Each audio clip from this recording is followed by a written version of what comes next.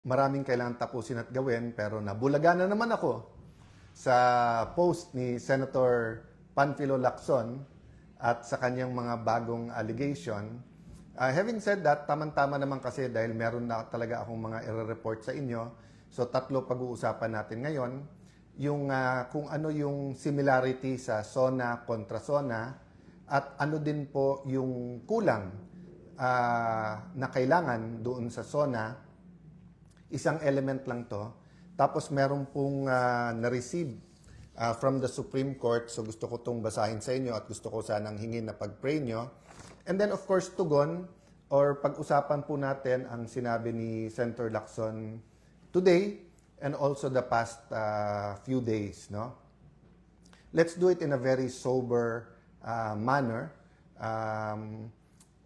Niremind ako ng wife ko na may panahon na makipag-alaskahan, may panahon na whether you're playful or whether umiinit ang ulo, but sabi nga niya, people deserve, especially mga Tagigenyo, to know na nasa magandang kamay ang siyudad ng Taguig, na pataas ng pataas ang antas ng kabuhayan sa Taguig, na hindi po kami nagtotolerate ng corruption at saka ng ghost projects or mga anomalya, yan po man ay local, national government, yan po man ay private. No? Wala pong perfect, pero ang importante po ay yung kung pinapayagan ito o hindi. So let me start po by thanking God for this opportunity na makausap kayo directly. I thank God that kahit umiiba ang panahon, social media, ang kampihan ng bawat isa. I mentioned some of this sa Kontra SONA. If hindi nyo po napanood, nasa Facebook po natin, pakitignan nyo. I think it will also be on YouTube. So let's start po with the biblical principle that we've been talking about. Kung anong ating itatanim, yan ang ating aanihin. Again kung ano ang ating itatanim, yan ang ating aanihin. Ang common example na binibigay dyan, di ba? Hindi ka pwede magtanim ng buto o ng seed ng mangga, tapos ang gusto mo anihin ay santol. So sa isang bansa, hindi pwedeng bad governance. For example, kulang sa planning, wala kang planning sa mass transportation, yan ay maging mga bus lane o yung mga rapid bus systems, yan po ay maging mga trains, mga ferries, tayo archipelago, kaya yung RoRo napaka-importante. Pag hindi mo plinano yan, tapos magkagulo, traffic parate, baha parate, hindi mo pwedeng sabihin ngayon, ba't nagkaganon? Kasi ano ba ang tinanim natin? Kung ano tatanim natin, yan ang ating anihin. So napaka-importante din malaman yung why, yung bakit, di ba? So why do we have to talk about all of this and why do we have to talk about yung allegations ni Senator Lacson? Siguro yung iba, meron pong ilan na kahit sa page natin na tumutuligsa sa akin, sa aming magkapatid, ni Senator Pia, at sabi, tumahimik na lang kayo. So, bakit po namin kailangan magsalita? You know, we all, when let me address myself to Christians, no? Whether, anuman ang church, no? Catholic, Aglipayan, evangelical churches, lahat ng Christian churches, no? I reference the Christian churches because alam ko yung prayer. Hindi ko alam yung prayer ng ibang religion. Although may curiosity din ako at pinapakinggan ko minsan. But, di ba sa lahat ng Christian, meron tinatawag na the Lord's Prayer o yung tinuro ng Panginoon Jesucristo. At may part doon na nagsasabing, your kingdom come here on earth as it is in heaven. So, ibig sabihin, may recognition tayo na ibang-iba po ang kingdom sa heaven at yung kingdom dito sa earth.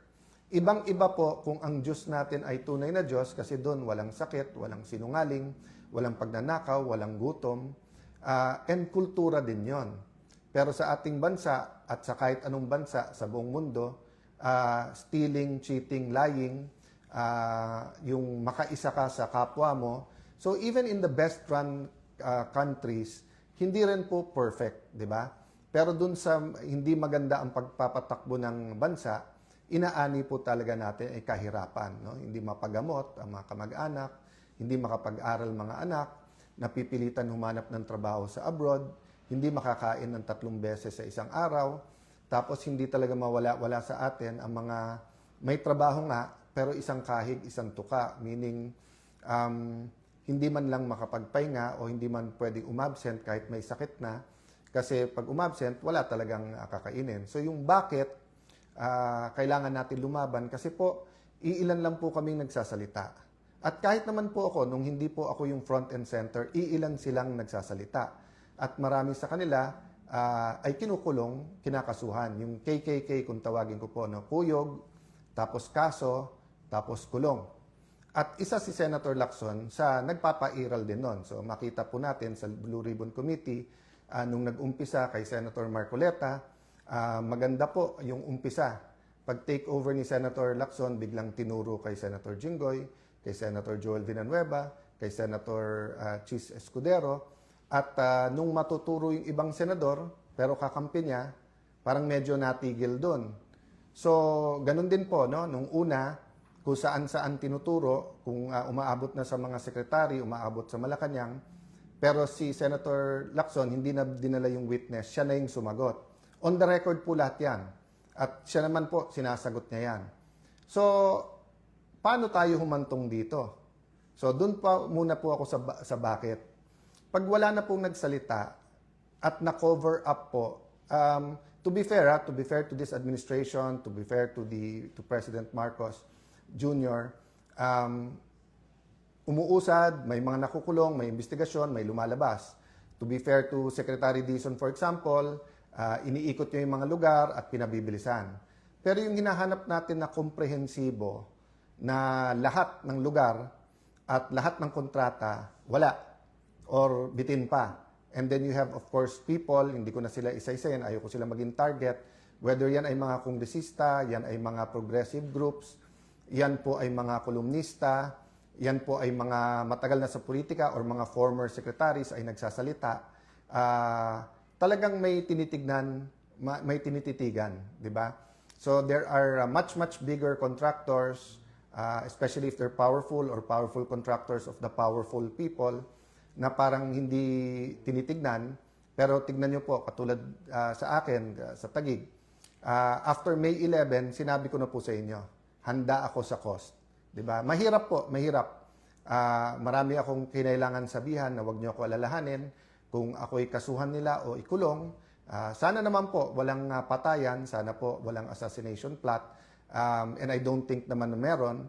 Pero yung kaso at kulong, tinanggap na po namin yan, di ba? At marami nagsasabing, yung kaso ni Senator Marcoleta, wala yan, hindi totoo yan, never nagkaroon ng ganyan, na campaign donation, sasabihin plunder, tapos sinabi yan, sa mga nag-donate, like Mike Defensor, huwag kayong mag-alala, bailable yan, kasi hindi naman, porque nag-donate ka at siya na plunder, ikaw rin, pero kita mo, nakakulong na sila ngayon, di ba?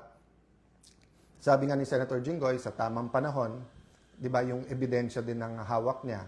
So, mabigat po kung tingin nyo po hindi stressful, kung tingin nyo po kahit kami nakasmile na parang araw-araw, tinatanong namin sa sarili namin kailan magbabago, kailan po ang mahirap, hindi na kailangan isipin ang pagpapagamot sa kanilang mga anak, kailan po ba yung mga probinsyang napabayaan ay magkakaroon din ng tren, ng internet.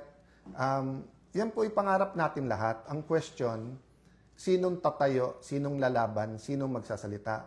Madali pong sabihin matapang pag nasa administrasyon. Senator Lacson ay never doubted na matapang. Pero katulad ngayon, kaya madaling magturo sa lahat, lahat na sa kanya eh. Lahat sa administrasyon, lahat kakampi niya eh. Di ba? So, ibig sabihin, magpalitan man kami ng akusasyon, hawak niya lahat. Sa akin, sinong tutulong, sinong may hawak ng dokumento na ilalabas. Pag pinail ko halimbawa libel, kasi kung ano-ano sinasabi, baka matanggal pa ang piskal eh, kapag ka-final nila, no? Yung kaso sa mga committees, I believe naman in the independence sa bawat isang mga senador, pero yun nga kasi style ni Senator Lacson, old style yon, yung may dossier ka, may hawak ka, tapos ililik mo through your other colleagues na, eto mga hawak pagka nagkalaban or kaya makikipagkaibigan sa'yo, pero once na hindi kayo nag-agree, tututukan ka na. At ngayon, ako naman ang sinasampulan niya, di ba? So, may score yan eh. So, sinampulan niya si Jinggoy, sinampulan niya po si Senator Marcoleta, Senator Chis, Senator Joel. So, 2-all lang score. So, syempre, medyo nagtatampo din si Senator Lacson. Ba't nagkaganon? Problema, di ba? Nagkaroon ng coup sa Senate, nakaupo kami, 13, kailangan nila ng boto. So, now, ako naman po ang tinututukan niya. Sabi nung iba, Sen, siya lang po yun. Walang kilalaman ang Malacanang, wala yung iba. I don't really know, and I'll give Malacanang the benefit of the doubt. Of course, naging klaro sa amin na maraming bawal. Halimbawa, bawal maging Senate President ang oposisyon kasi gagalaw talaga ang lahat para ang makaupo ay kakampi nila. But so far naman, masasabi ko naman na very straightforward, honest, very, how do I put it, patas ang pagpapatakbo ni Senator Win. Of course, umangal kami sa impeachment dun sa presiding officer. Wala naman akong doubt maganda ang pagpapatakbo ni Senator Escudero. Ang question lang kung nasunod yung rules, di ba? So walang doubt po sa amin nung tinigil yung pagbibigay ng medical assistance kasi napakarami po tayong tinutulungan sa medical assistance. Nireport po sa akin na maraming project hindi na popondohan.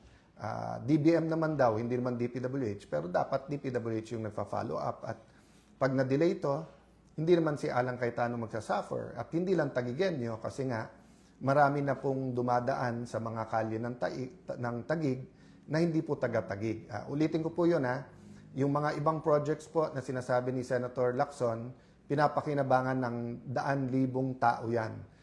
Yung ilan mga parks, pag Christmas lang po, 20-30,000. Yung daanan na isang sinasabi nila, dinadaanan ng mga galing Laguna papuntang Rizal.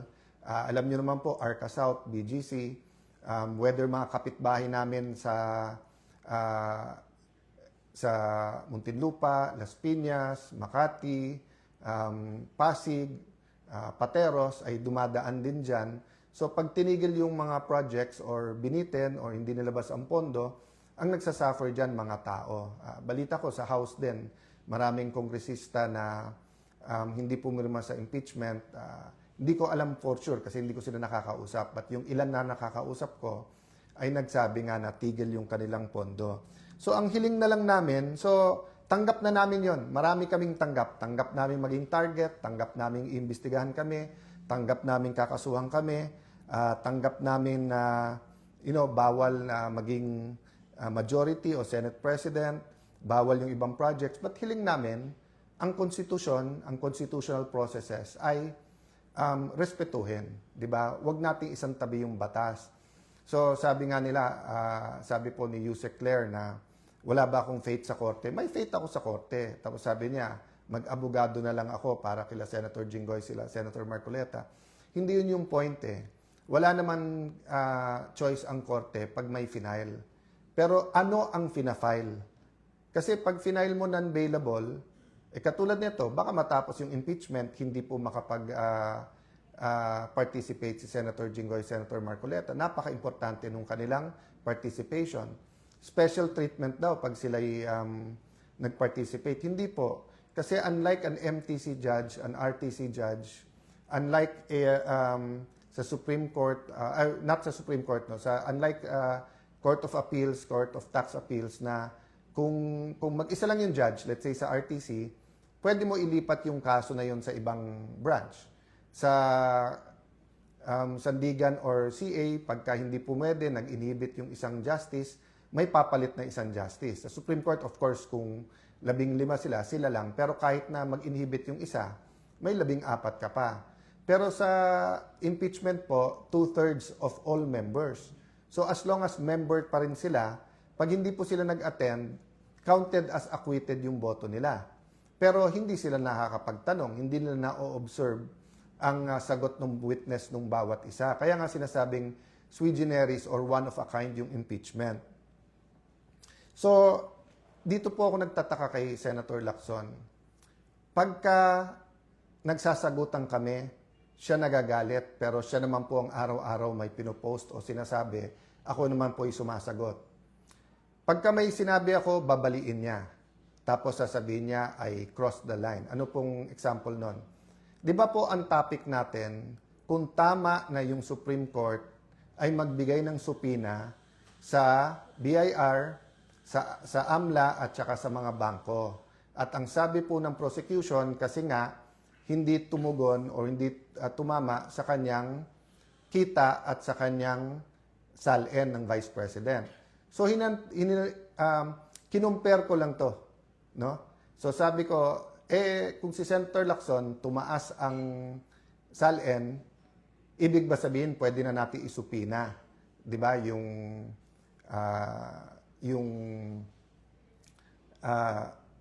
BIR, AMLA at saka no. Ako din ang sumagot. Sabi ko hindi. Kasi just because tumaas ang SALN mo, hindi ibig sabihin may mali. So hindi ko na siguro kasalanan kung mali ang rinig niya. Of course, sa kanyang pamilya or sa mga malalapit sa kanya na stress, paumanhin na na-stress kayo. Kasi kung yun yung interpretasyon, ang interpretasyon na sinasabi ko nga, walang masama. Kaya nga sabi ko, dapat may ebidensya, may accusation na may mali or may corruption. Hindi ko sinabing ganon. Pero nung sinabi niya kasi sa akin na may anomalya sa Taguig, so syempre sabi ko, edi side by side tayo. 'Di ba? Lista ako ng 2-3 na meron din ako suspicion na hindi maayos sa iyo. O tapos yung sa akin, and then yung sa bayan. So ulitin ko po nung nag-umpisa to, sabi ko, gusto mong imbestigahan si Alan Cayetano or kahit anong tingin mong link sa akin, sige, pero isabay natin sa investigasyon sa iyo.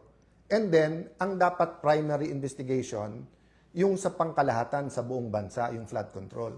Sabi niya, hindi, unahin natin si Alan Cayetano. Okay, so ano nangyari at bakit niya sinasabing humihingi ako ng ceasefire? So nung simula siyang magsabi ng mga alegasyon, nakikinig lang ako. Sabi niya, may ghost. Di naman niya sinabi ko saan. So syempre, sinabi ko lang, wala. O tapos, inaraw-araw na niya ako. Tapos totoo na nag-uusap-usap yung mga senador at alam niya yon. At isang senador nagsabi sa akin, ako mahigit sa isa, Alan, hanggang saan to? Sabi ko, yung para sa bansa, kailangan lumabas yung totoo. But reasonable kami. At hindi kami papayag sa sinungaling, hindi kami papayag na kung saan-saan dinadala, di ba? Ang gusto lang namin, patas at lumabas yung totoo, katotohanan. So sabi niya, pero Alan, pag naglaban-laban yung mga senador at araw-araw na lang laban-laban senador, 3 mangyayari. 1, baka bumaksak ang rating ng senador, baka bumalik yung plano na mag-chacha or mag-charter change at alisin ng senador. Ayaw naman natin yan. Sabi ko, yes, ayaw natin yan. O pangalawa, baka mawala yung focus sa mga anomalya na dapat tinitignan natin sa iba't ibang mga ahensya. Sabi ko, yes, unless yan ang gusto ni Senator Lacson. Unless ginagamit niya talaga to para pang-distract, unless may nag-uutos sa kanya at ayaw niyang dun mapunta, gusto niya nasa amin yung focus o siya yung nasa dyaryo araw-araw. Sabi niya, pangatlo, Alan, hindi mo ba na-realize yung hirap ng ating kababayan? So sabi ko sa senador na mga kausap ko, alam ko, bakit? Hindi naman ako sa subdivision nakatira eh. So yung mga kapitbahay ko na nagta-tricycle, na naglalakad na lang, o yung mga kapitbahay ko na may tricycle na minsan tumitigil na lang sa pagpapamasada dahil nga sa taas ng presyo ng gasolina at ng diesel, o dun sa mga nagrereklamo sa presyo ng kuryente, yung iba nababasa lang sa dyaryo. Sa amin, na nakatira kami sa isang community na very humble, at sa amin na very open kami sa aming community, may lumalapit talaga para sa tulong, whether yan sa kuryente, sa pagkain, sa paggagamot. Tapos tatanggalan pa kami ng pondo or ng karapatan na mag-endorse pagka dito sa medical assistance. So tignan nyo naman po kalagayan ko. Kami na po kinukuyog, kami na po kinakasuhan, kami na gustong ikulong. Sinabi na po diretso ni Senator Lacson yan na dapat si Alan ikulong. O okay na. Ang hinihingi ko lang, patas at huwag gamitin ang batas sa pabor lang sa iyo. Okay. So sabi nung ibang mga senador, anong pwede natin gawin? Sabi ko, ayusin lang natin. 'Di ba? Imbestigahan ang dapat imbestigahan. Wala naman nagsasuggest ng kung ano-ano. Ang salitang ceasefire hindi po nanggaling sa akin. tinanong ako ng isang senador na habang inaayos natin lahat, wala pa naman members yung ibang committee, habang hinihintay natin ang SONA, yung LEDAC, ano ba tingin mo, Alan? So, sabi ko, walang problema ako kung ano nasa harap ko, yun ang gagawin ko. Basta pag may lumabas na ebidensya or may bagong issue, kailangan lumabas yung totoo. So, for example, sa kuryente, di ba? Yan po ba ay batas lang o meron talagang kumikita dyan? Yung presyo ng langis, yan po ba talaga ay dala lang po ng conflict sa Middle East o meron po talagang mga oil companies na nagte-take advantage? Kaya marami nagagalit sa akin. Kasi whether yan po ay online gaming, whether yan ay vape, hindi ako pwedeng tumahimik dyan. Bakit? Mas takot po ako sa Diyos kaso sa tao. Di ba? So syempre po, gusto ko na may tiwala sa akin ng tao. But if it's a choice between one audience, God, and pagmamahal ng tao, ang pipiliin ko pagmamahal ng Diyos. So blessing sa akin ng Panginoon na nandiyan kayo at sumusuporta at lalo kayong dumadami na nanonood dyan sa Facebook at sa YouTube at sa social media. Mamaya I'll go to talk about yung traditional media, no? So, nung ako'y tahimik, nagagalit si Senator. Nung ako'y nagsasalita, hindi naman araw-araw din yun eh. Sabi nila, araw-araw nagfe-Facebook. Tignan nyo po yung mga post ko. Hindi po araw-araw yun. I think it was 2024 or 2025 yung aking Cayetano in Action 365, no? At iba din mga topic natin doon. But ang point ko, nung ako'y nagsasalita, ang daldal ko daw, ang dakdak daw ng dakdak, kung ano-ano daw sinasabi, ano na nangyayari sa akin. Nung tumahimik naman ako, araw-araw may bago, baka guilty, hindi mapaliwanag. Tapos ngayon sasabihin na humihingi ako sa kanya na itigil niya. Hindi ko po, sabi ko, haharapin ko. Ang hiningi ko nung tinanong ako, yung salitang ceasefire sa ibang senador na galing yon. At ang sagot ko nga, guys, hindi nyo kailangan kausapin kasi titignan nyo nga. Tahimik nga lang ako, inihintay ko lang yung aligasyon. But syempre, pagka medyo may sinabi na tingin ko ay kailangan sagutin, sasagot ako. So, for example, let's go to the mainstream media or traditional media, TV, radio, dyaryo. Nung bata ako, pag sinabi ko, halimbawa, magnanakaw si Juan de la Cruz, siguro on the first day, lalo ko si Juan de la Cruz ay kilala, lalabas yan sa front page, sa inner pages, babasahin sa radyo yan, baka lumabas sa news na Cayetano says, Juan de la Cruz is allegedly magnanakaw. Pero pag yung second day, sinabi kong nagnakaw ng bahay yan, ng agaw ng lupa, pero wala akong puweba, wala akong nilabas na specific, baka hindi na ilabas sa news yan. Pag susunod na araw, sasabihin ko, carnapper yan. Pero hindi ko maturo ko anong kotse ang kinarnap, hindi na lalabas yan. Pero kay Senator Lacson, everyday nag-tweet-tweet, may ghost, baka hindi ghost, double appropriation, baka isang picture, baka ganito. Araw-araw, nasa lahat ng dyaryo, nasa news. Hindi ko alam kasi hindi ko naman pinapanood interviews niya kung tinatanong man lang siya, Sir, ano yan, saan? Pero nire-report, di ba? So, wag din magtaka yung mga kapatid nating sa traditional media, sa mainstream media, kung bakit mas marami ang may tiwala ngayon sa independent vloggers, kung bakit sa Facebook, YouTube na nanonood yung iba.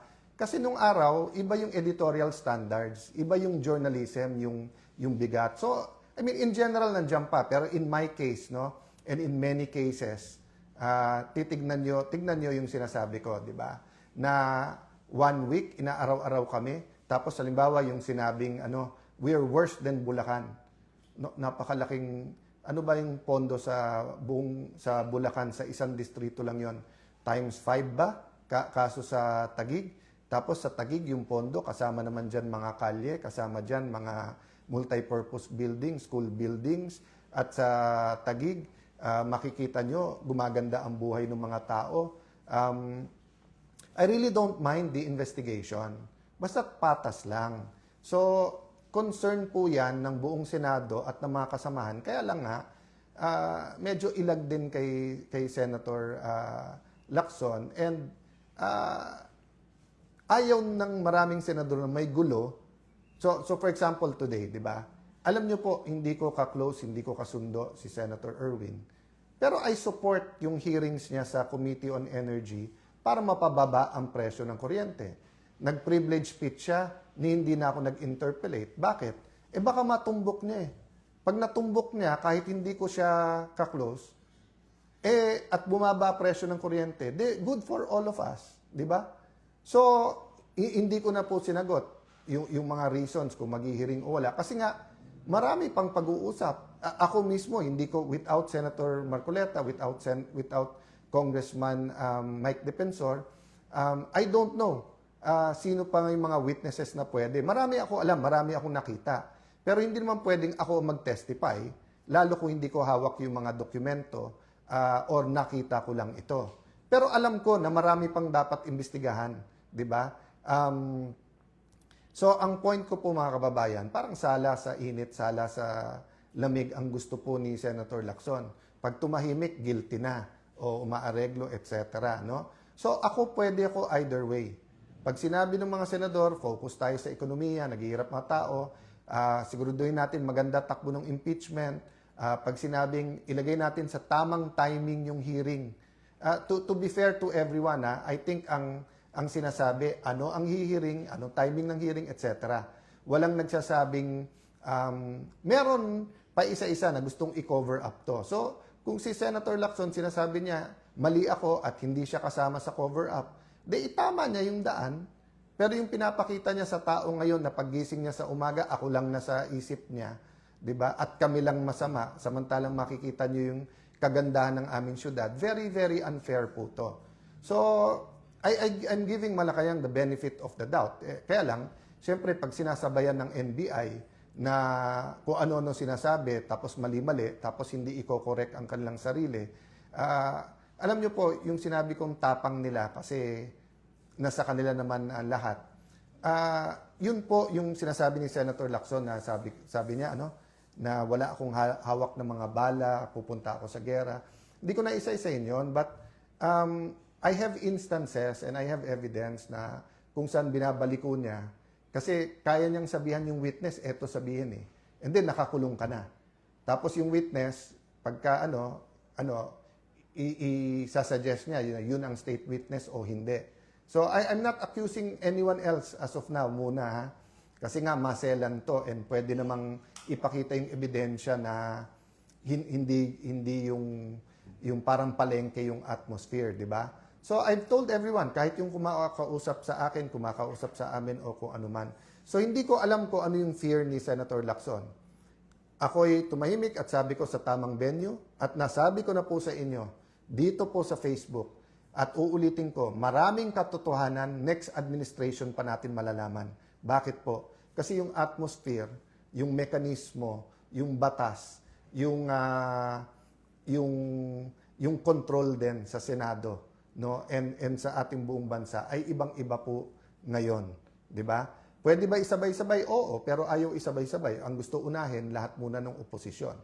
So, kung sasabihin Pangulo para sa lahat, let's give him the benefit of the doubt, but nasa action wala sa salita 'di ba? So kung isa-isahin kami mga oposisyon tapos sasabihin ni Senator Lacson, kita mo hindi guilty etc.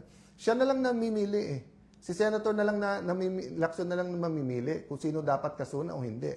So kung final mo sa ombudsman, di pabayaan mo yung ombudsman mag-imbestiga at tignan natin. O kung gusto mo naman sa mga committee, iba't ibang committee sa Senado, basta't patas. Ilabas ko rin yung alam ko whether sa iyo or kung paano mo tinatakot yung ibang mga senador. So, napakarami nito guys at siguro bukas or Saturday na yung sa kontra zona-zona. Konting teaser lang. Ang tingin kong kailangan talaga natin is a common vision. No? So, hindi ko sasabihin sa zona lang. Sasabihin ko pati sa kontra zona. Aside from the preamble, how do we articulate a vision that everyone can come behind? But anong similarity ng SONA at kontra-SONA? At I think this week, sa Monday, Tuesday, mga congressman naman sa opposition ang magko-kontra-SONA, papanoorin ko rin yan. Mahirap lang dahil sabay-sabay sa Senate. I think ang magiging common theme, yung hirap ng nararamdaman ng ating mga kababayan. Kahit maganda ang trabaho ng ating mga OFW, kahit po medyo gumanda na ang negosyo ng iba nating kababayan, ang common word po ngayon ay mahirap. May konting common question, may pag-asa pa ba? Ang sagot dyan parati meron. Kasi kung sa Panginoon tayo aasa, meron talagang pag-asa. Let me close by reading this. I was looking for sabi ko nga yung biblical principle, 'di ba? Kung anong itatanim, yan ang aanihin. But I was really praying. I was asking God, asking the Lord Holy Spirit to lead us. Dinala niya ako dito sa Psalm 9, 17 and 18. Sabi sa Psalm 9, 9, 17, 18, "The wicked will go down to the grave. This is the fate of all nations who ignore God. But the needy will not be ignored forever. The hopes of the poor will not always be crushed." So hindi po ako nag-focus doon sa the wicked will go down to the grave kasi mahirap po, lalo kung leader ka, sasabihin mo, siya righteous, siya wicked, etc. So let God judge. But we know that a community, a church, a nation, business can become wicked. Pero nakalagay dito kasi, this is the fate of all nations who ignore God. So rule number 1 for me now, sa lahat ng pinagdadaanan natin, even sa disputes among the senators, wag na natin sabihin ito, hindi ko naman sinasabi ako maka-Diyos, kayo hindi. Ang sinasabi ko, hindi natin pwedeng exclude ang Panginoon sa usapan kasi siya lumikha sa atin, siya may kapangyarihan. At ang sinasabi ko, hindi yung sinong kakampi ni Lord. Dapat tayo kumampi kay Lord. At sabi dito, hindi dapat i-ignore ang Panginoon. Pangalawa, the needy will not be ignored forever. So yes, nababanggit sa bawat speech, sa SONA, I do believe all 24 senators care for the needy. Pero kahit papano po, nai-ignore pa rin kasi hindi rin natututukan. Yung lang Secretary of Health, bago po inalis ba o nag-resign talaga, sobra po ang dinulot na damage sa ating health system at sa mga hindi nabiling gamot, sa mga bakuna and everything. Tapos nakalagay dito, the hopes of the poor will not always be crushed. So hindi sinabi dito na meron may hope, meron wala. Ang sinasabi minsan nakra-crush, 'di ba? Tama, 'di ba? Kasi kung halimbawa po kapatid mo o anak mo nagkasakit, namatay dahil walang gamot or gutom na bansot, na stunt o kaya hindi nakapasok sa trabaho or naging baldado dahil nga sa malnourishment, sa sobrang malnourished na, nakra-crush yung hope ng tao. So, yun po ang pakiusap ko sa buong Senado, even kay Senator Lacson, even po sa lahat ng nanonood dito. Let us be bringers of hope. I have no problem finding a solution na matuloy lahat ng investigasyon.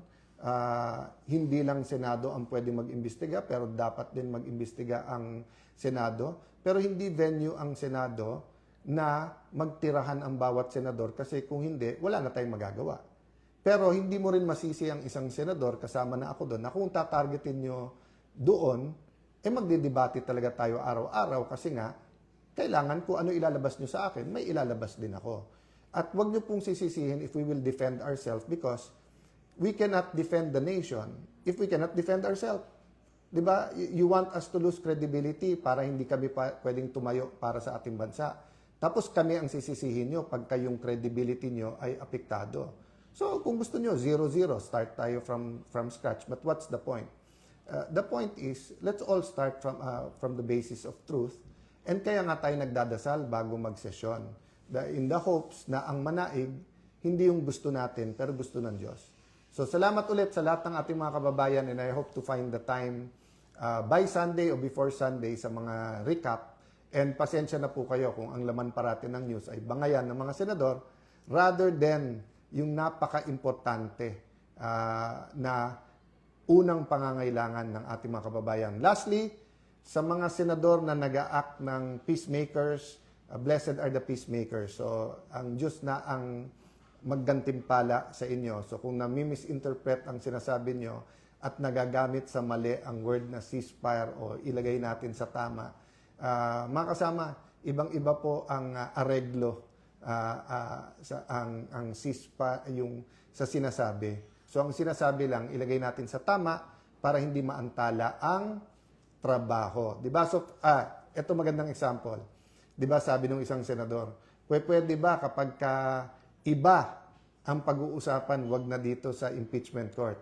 Tapos sabi ni Senator Escudero, dahil meron naman sesyon, doon natin i-bring up sa sesyon. So hindi sinabing wag.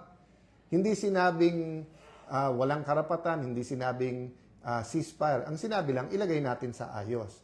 At siguro doon na misinterpret ni Senator Lacson na sinabing, ang feeling niya, nagsasabing tumahimik ka na. Wala po, kahit kami hindi namin hiningi na tumahimik na. Ang sinasabi lang namin, gawing specific yung allegation, ilagay sa tama. Pero yung araw-araw na general allegation, it's unfair to everyone. No?